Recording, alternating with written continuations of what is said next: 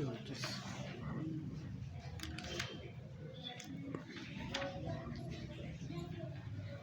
چیز 34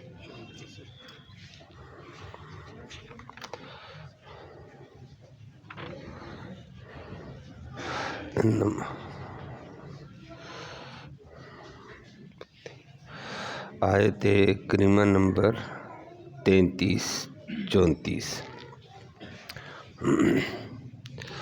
الحمد للہ عدد خلقہ ورضا نفسہ وزنۃ عرشہ ومداد کلماتہ والصلاۃ والسلام علی صفوۃ رسلہ وخیر خلقہ محمد وآلہ وصحبہ اما بعد فاعوذ باللہ من الشیطان الرجیم بسم اللہ الرحمن الرحیم انما جزاء الذین یحاربون اللہ ورسولہ ویسعون فی الارض فسادا ان یقتلوا او یصلبوا او تقطع ایدیہم وارجلہم من خلاف او ینفوا من الارض ذالک لہم خزی فی الدنیا ولہم فی الآخرۃ عذاب عظیم الا الذین تابوا من قبل ان تقدروا علیہم فاعلموا ان اللہ غفور رحیم صدق اللہ العلی العظیم وبلغنا رسولہ النبی الامی الکریم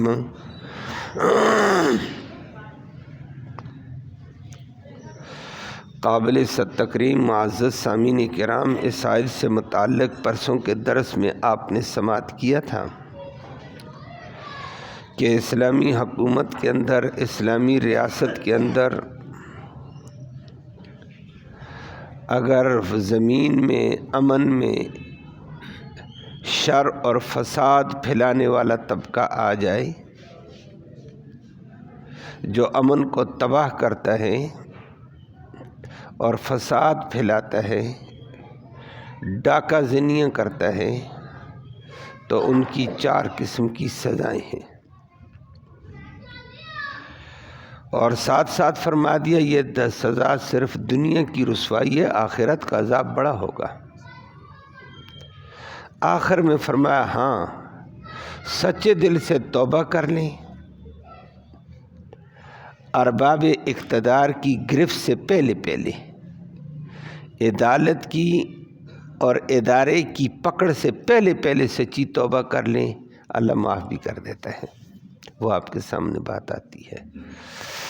لفظی ترجمہ سماعت فرمایا انما بے شک پکی بات ہے، انما جزا بے شک پکی بات ہے، یہی سزا ہے، الذین ان لوگوں کی یحاربون اللہ ورسولہ جو اللہ اور اللہ کے رسول سے محاربہ کرتے ہیں، مقابلہ کرتے ہیں، اللہ کے رسول کے نظام کو، امن کو چھینتے ہیں، یحاربون چھیننا، ویسعون اور دوڑتے ہیں، فی الارض زمین میں، فساداً فساد برپا کرتے ہوئے،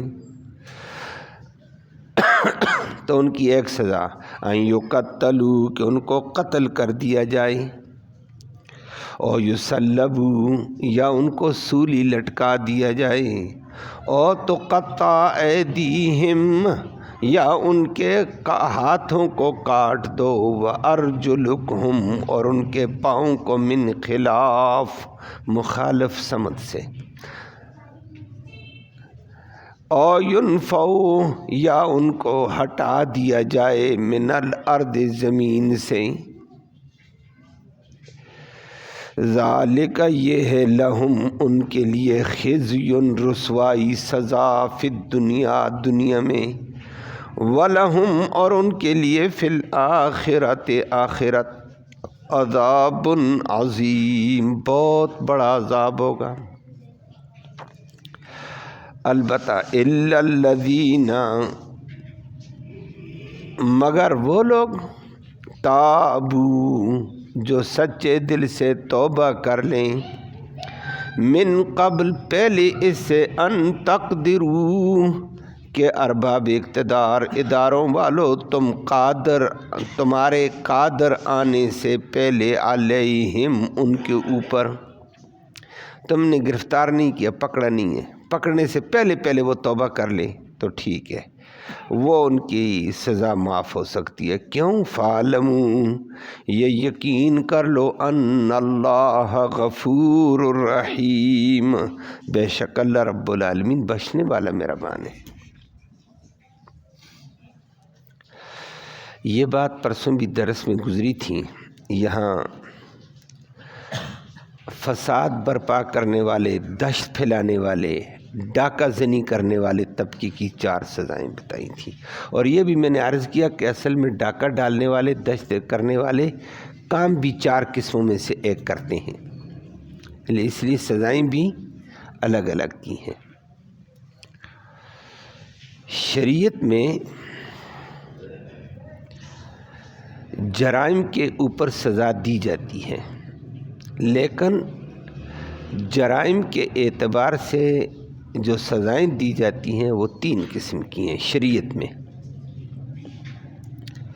کہ جو بندہ کسی حکم کو، کسی جرم کا ارتکاب کرتا ہے تو وہاں 2 چیزیں ہوتی ہیں۔ ایک حکم اس نے اللہ کا توڑا، نمبر 2 اسی جرم میں اس نے بندوں کے اوپر ظلم بھی زیادتی کی ہوتی ہے۔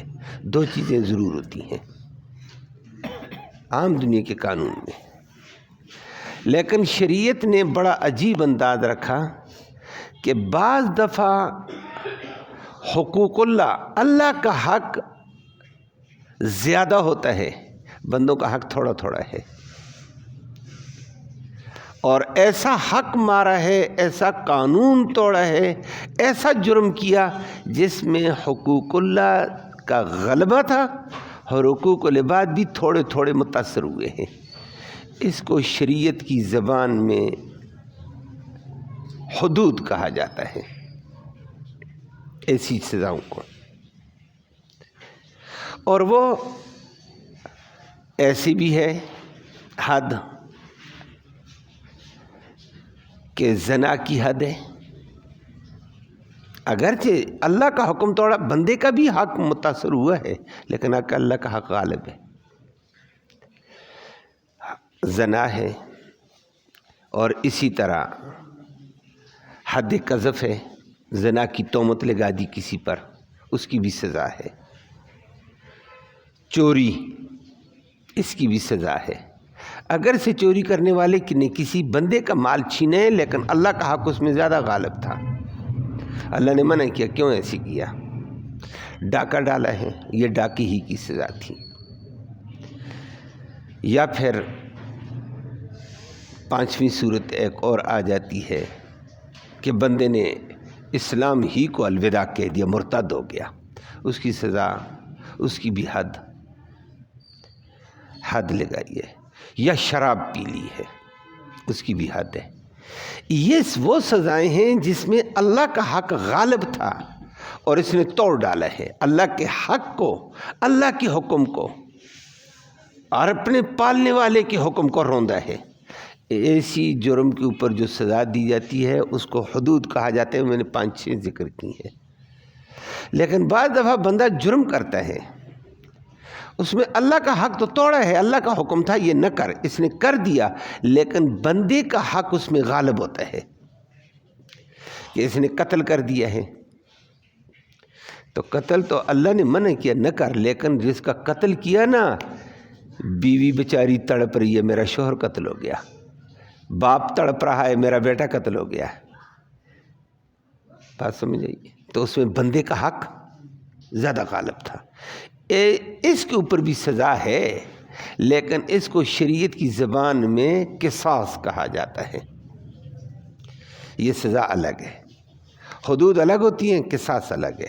اسی طرح بندے کو قتل کیا یا زخمی کیا یا دانت توڑا یا ہڈی توڑی، بازو توڑا، آنکھ پھوڑی، کان کاٹا، یہ تمام سزائیں ہیں، بندوں کے حقوق اس میں غالب ہیں، ان کے اوپر قصاص لازم آتا ہے، قصاص۔ اور بعض اللہ کا حق جہاں ہمارا اس کو حدود کہتے ہیں۔ اور حدود میں رد و بدل کسی کی مجال نہیں کوئی کر سکے، اللہ نے مقرر کر دیا، وہ نافذ ہوگی۔ قصاص میں بندوں کا حق زیادہ تھا، اللہ نے اختیار بندوں کو دے دیا کہ قتل ہوا، والی مقتول کے ورثاء سے رابطہ کرو، اگر وہ معاف کرتے ہیں تو رب کہتے ہیں میں نے بھی معاف کر دینے ہیں، وہ نہیں کرتے ہیں تو قصاص میں مارا جائے گا بندہ، زخموں کا بدلہ زخم ہوگا، وہ معاف کریں تو کوئی بات نہیں ہے، لیکن حدود معاف نہیں ہے۔ بندوں کے حقوق کو اللہ نے کہا بندوں سے رابطہ کرو، میرے حقوق میں رد و بدل کوئی نہیں کر سکتا ہے، وہ میرا اپنا کام ہے، میں جو کروں۔ ایک تیسری سزا ہے، اس کو تعزیر کہا جاتا ہے، تعزیرات اس کی جمع آتی ہے، کہ حکم تو اللہ کا توڑا، گناہ بندہ کر گیا، لیکن اللہ نے بھی اور اللہ کے نبی نے اس گناہ کی سزا مقرر نہیں کی ہے، سزا مقرر اس کی نہیں کی ہے۔ جرم کہا، گناہ کہہ دیا، لیکن سزا کیا ہے؟ سزا وقت کے امیر المؤمنین یا قاضی کا معنی جسٹس، قاضی قضات، چیف جسٹس کے حوالے کر دیا ہے، امیر المؤمنین اور صدر مملکت کے حوالے کر دیا ہے۔ صدر مملکت وہ جس کے حوالے رب کر رہا ہے، وہ شریعت کو جانتا بھی ہو، آج کل والے فارغ ہیں اس سے۔ اور قاضی قضات کے حوالے کیا ہے کہ قاضی صاحب شرعی طور پر جرم کو بھی دیکھ، نیچے معاشرے کو بھی دیکھ، جن کے ساتھ زیادتی ہوئی ان کو بھی دیکھ، اس کے مطابق سزا دینی ہے تجھے، کہ سزا ایسی دے جس سے جرائم کا سدباب ہو جائے۔ اور یہ سزا رب نے مقرر نہیں کی ہے، قاضی قضات چیف جسٹس صاحب کو اختیار دیا، قاضی صاحب کو، جسٹس صاحب کو اختیار دیا، امیر المومنین کو اختیار دیا ہے۔ اس کو تعزیر کہا جاتا ہے شریعت کی زبان میں، جس کی کوئی حد مقرر سزا مقرر نہیں ہے، حقوق اللہ میں سے بھی حقوق العباد میں سے مقرر نہیں ہے۔ وہ قاضی حالات کے تقاضے پر ایسے بھی کر سکتا ہے کہ ہلکے سے ڈنڈے مار کر فارغ کر دے، کوڑے مار کر فارغ کر دے۔ اگر وہ دیکھتا ہے کہ یہ جرم کا دروازہ کھلنے والا ہے، وہ سر عام بندے کو پھانسی بھی لٹکا سکتا ہے، تاکہ میں نے جرم کے سدباب کرنے ہیں۔ یہ اپنی سوابدید پر، اپنی عقل اور اپنی علمی دانش کی بنیاد پر یہ فیصلہ کر سکے گا، جس سے اس نے جرائم کو سدباب کرنے، ان کو تعزیرات کہا جاتا ہے۔ تو میں نے یہ موٹی موٹی قسمیں بتائیں، پھر تفصیل بڑی ہے، لیکن میں نے پرسوں بھی ذکر کیا، ہمارے ملکوں میں ہمارا اسلامی جمہوریہ پاکستان کہلائے، بے شک نام کا یہ ہے، کام ان میں جتنی سزائیں تھوڑی بہت ہیں ان سب کو تعزیرات کہتے ہیں۔ حدود کا ان کو پتہ ہی نہیں ہے، قصاص کا ان کو پتہ ہی نہیں۔ وہ علماء زور لگاتے ہیں، شور کرتے ہیں تو قصاص کا نفذ آ جاتا ہے، باقی قوانین میں نہیں ہے۔ قوانین میں سب کو تعزیرات کہہ دیا جاتا ہے۔ وہ تعزیرات، اور ہندوستان کے ملک میں بھی جرائم کے اعتبار سے یہ تفاوت نہیں ہے، جو بھی جرم ہے اس کو تعزیرات ہند کا نام دیا ہوا ہے۔ تعزیرات ہند میں پھر کیا ہے؟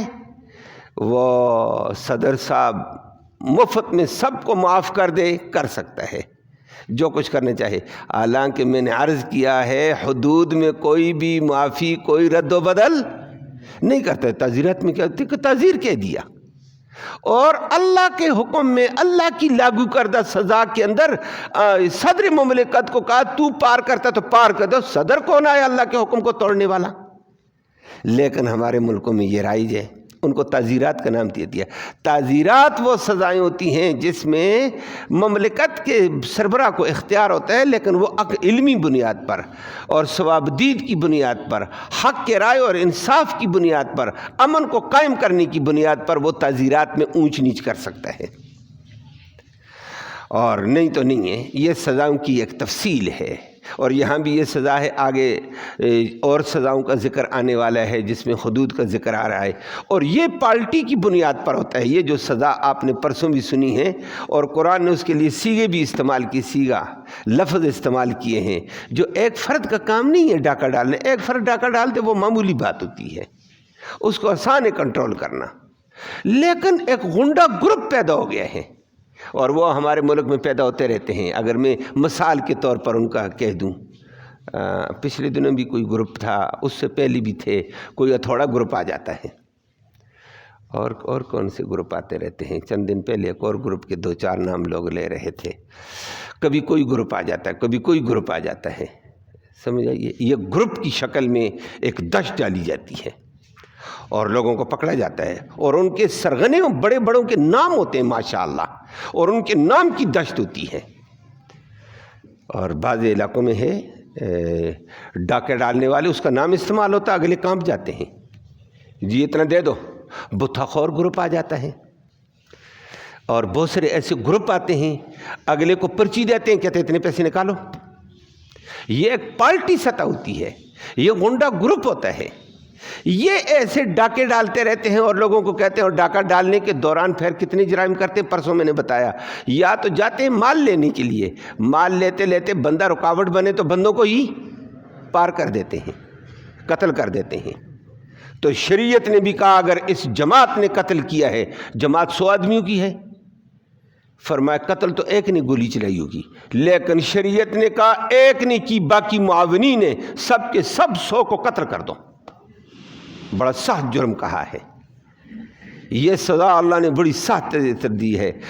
انما جزاء الذین یحاربون اللہ ورسولہ وَيَسْعَوْنَ فِي الْأَرْضِ فَسَادًا، جو اللہ اور اللہ کے رسول کا مقابلہ، اسلامی قانون کا مقابلہ کر کے زمین میں فساد برپاتے ہیں، امن کو تباہ کرتے ہیں، دہشت پھیلاتے ہیں، لوگوں کی جان مال لوٹتے ہیں۔ فرمایا یقتلوا، ان سب کو قتل کیا جائے۔ سیقتلوا جمع، ایک بندہ نہیں ہے، ایک بندہ ہوتا تو یقتل، قرآن کہتا، یہ کیا کہہ دیا؟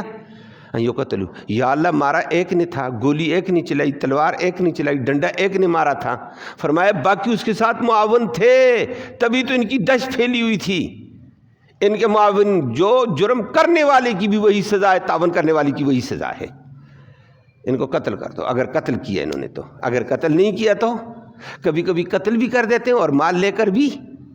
فرمایا یصلبوا، اور یصلبوا جمع، ان سب کو سولی پہ لٹکا دو، پہلے کرو قتل، پھر وہ سریا ڈال کر سرعام چوک پہ لٹکا دو، سب کے لٹکے ہوئے نظر آئیں کہ ہم نے بدماشوں کو گرفت کر لی ہے، تاکہ آئندہ کوئی اور بدماش گروپ تیار نہ ہو۔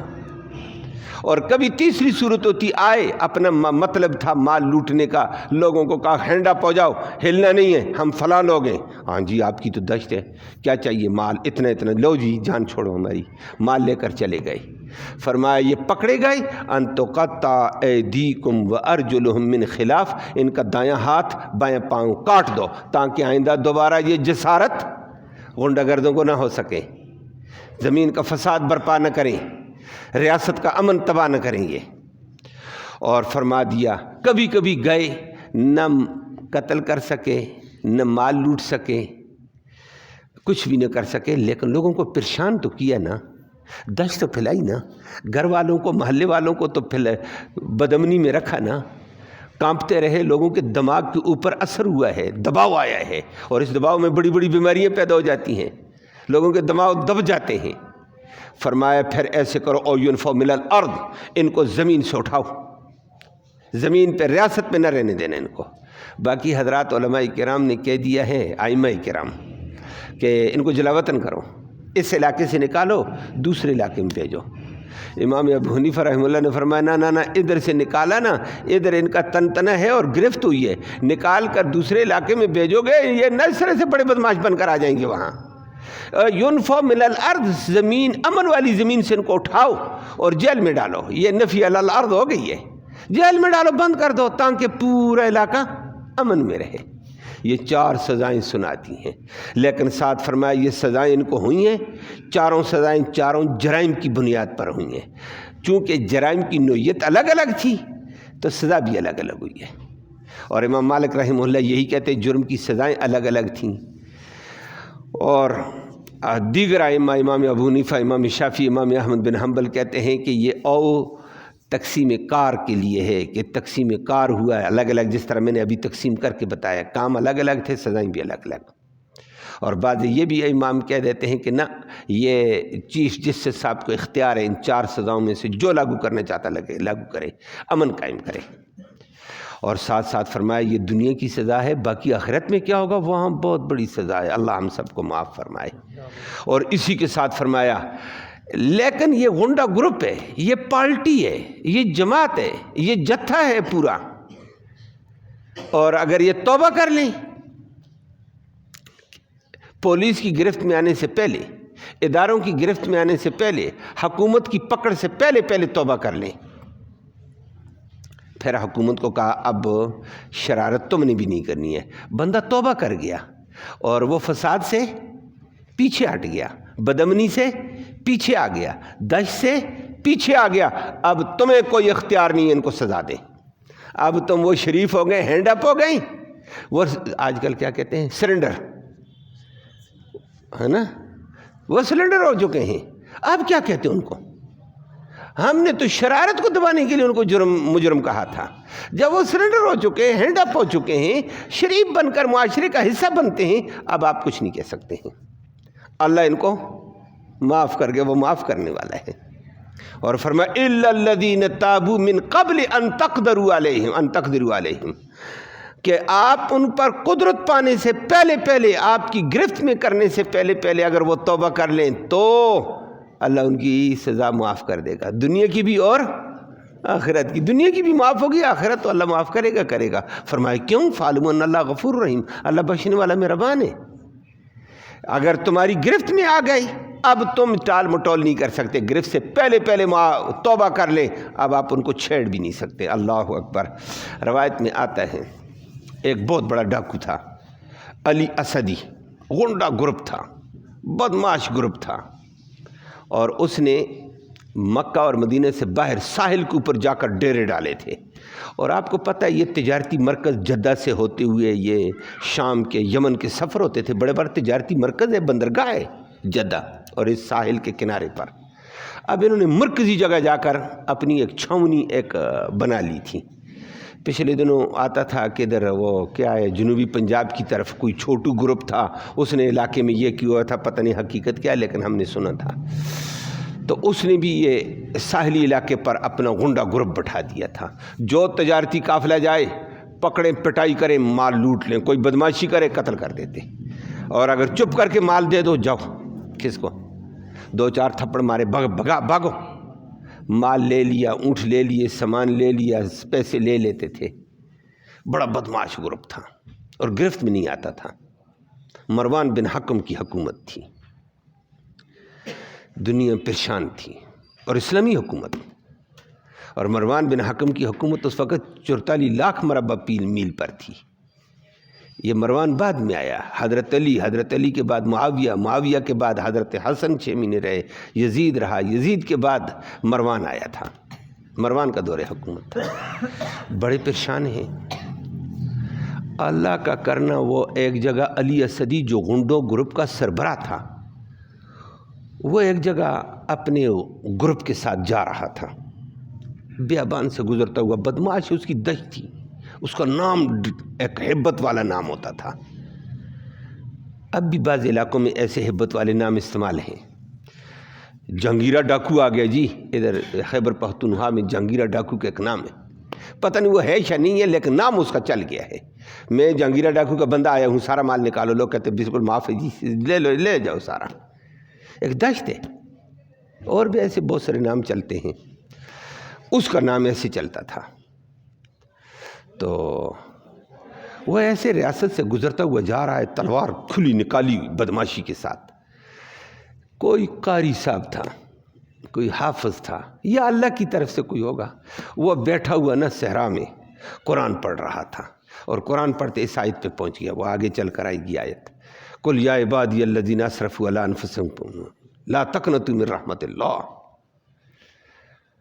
بس اس کے کانوں میں پڑی، تھا تو عربی جانتا تھا، بندہ ایک دم اپنے پاؤں پہ رک گیا، ٹیم ساری رک گئی ہے، دونوں پاؤں پہ کھڑا، اور قاری کی آواز کو غور سے سنا، دوبارہ آواز دی ہے، ایھا القاری اقرا، او قاری صاحب اس آیت کو دوبارہ پڑھ۔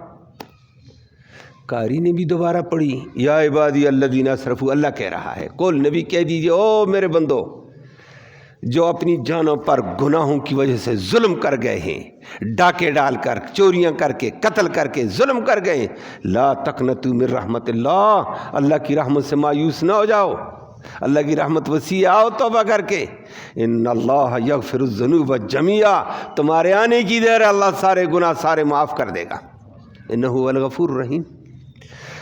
قاری نے دوبارہ آیت پڑھی، اس نے پھر کہا، قاری صاحب دوبارہ آیت کو پڑھ۔ دوبارہ آیت قاری نے پڑھی، اس نے اپنی تلوار نیام میں ڈال دی اور تلوار پھینک دی، پھر اس نے کہا بس بس بس بس سمجھ آ گئی ہے، اتنا بدماش میں ہوں، میں اس رب العالمین کریم کے زمین پہ میں بدماشی کروں جو اتنا کریم ہے، جو کہتا ہے اپنی جانوں پر طرح طرح کے گناہ کر کے ظلم کر کے، آ جاؤ میری دربار سے، مایوس نہ ہونا، میری رحمت وسیع ہے، میں معاف کرتا ہوں، میں آ گیا ہوں۔ تلوار پھینکی، پوری ٹیم کو لے کر آ گیا اور آگے بڑھا، آگے ابو ہریرہ رضی اللہ تعالیٰ سے ملاقات ہو گئی۔ ابو ہریرہ رضی اللہ تعالیٰ سے ملا، کہا اس قاری صاحب نے یہ آیتیں پڑھی، میں آ گیا، مجھے علی اسدی کہتے ہیں، اس کا نام تھا، اور اس نے کہا میں آ گیا ہوں، میں اپنی ٹیم لے کر آ چکا ہوں، باقی ادھر جنگلوں میں دائیں بائیں ٹیمیں ہیں، جو میرے ساتھ ٹیمیں، میں آ گیا ہوں، میں حاضر، جو کہتے کہو۔